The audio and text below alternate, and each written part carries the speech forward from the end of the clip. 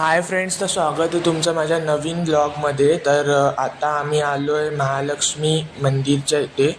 तर आता आम्ही महालक्ष्मी देवीचं दर्शन घेणार आहे. तर माझा व्हिडिओ शेवटपर्यंत नक्की बघा, म्हणजे तुम्हाला पण देवीचं दर्शन भेटेल. तर आता आम्ही एंटर होतो आहे मंदिराच्या इथे. तर मी तुम्हाला आता मंदिराच्या आजूबाजूचा परिसर आणि इथे अजून पण मंदिर आहेत ते पण दाखवीन. तर व्हिडिओ शेवटपर्यंत नक्की बघा आणि व्हिडिओ आवडला तर लाईक करा आणि माझ्या चॅनलला पण सबस्क्राईब करा. आम्ही दुपारच्या वेळेला गेलो त्यामुळे आम्हाला एवढी गर्दी नाही भेटली. बाकी टायमिंगला जास्त गर्दी असते, सकाळी किंवा संध्याकाळी गेलो तर खूप गर्दी असते. तर तुम्हाला मी सजेस्ट करीन की तुम्ही पण असं दुपारी जावा, म्हणजे तुम्हाला पण गर्दी नाही भेटणार. पण मंदिर 1 ते 3 मध्ये बंद असतं, तर 3च्या नंतर जावा, म्हणजे लगेच एवढी गर्दी नाही होत. नंतर 5 वाजल्यानंतर मग जास्त गर्दी व्हायला लागते. मंदिराच्या बाहेर खूप स्टॉल पण लागले, तुम्हाला काय घ्यायचं असेल तर तुम्ही इथून घेऊ शकतात. तर आता आम्ही एंटर होतोय मंदिरामध्ये. खूप वर्षांनी चाललोय मी पण, आधी लहान असताना गेलेलो, त्यानंतर आत्ता चाललोय.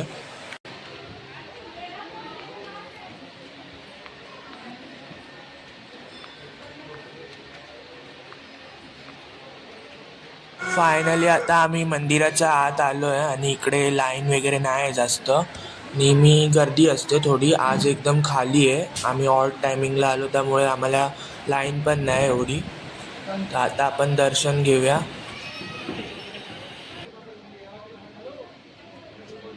आतमध्ये व्हिडिओ काढायला अलाउड नाही म्हणून मी बाहेरूनच आता व्हिडिओ करतोय, पण इथून पण दर्शन भेटतंय. आमचं खूप छान असं दर्शन झालं आतमध्ये, तुम्ही पण इथून दर्शन घ्या.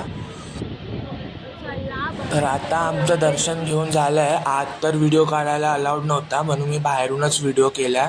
तर तुम्हाला पण चांगलं दर्शन भेटलं असेल देवीचं. आता आम्ही मंदिराच्या मागे जागा आहे तिकडे पण जाणार आहे. तिथे पण अजून मंदिर आहे आणि तिथून आधी समुद्र पण दिसायचा. तर आता बघूया तिथून समुद्र दिसतो की नाही दिसत, कारण कोस्टल रोड पण गेला आहे ना इथूनच.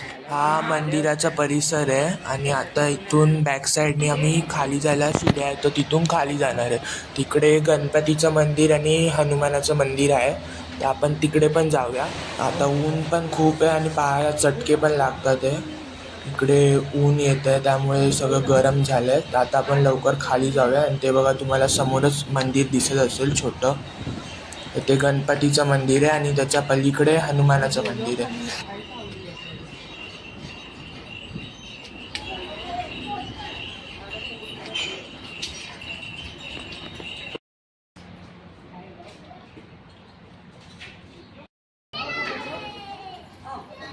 तर हे बघा, इथून आधी पूर्ण समुद्र दिसायचा, तर आता इथून पाणीच दिसत नाही, नुसता रस्ता आहे.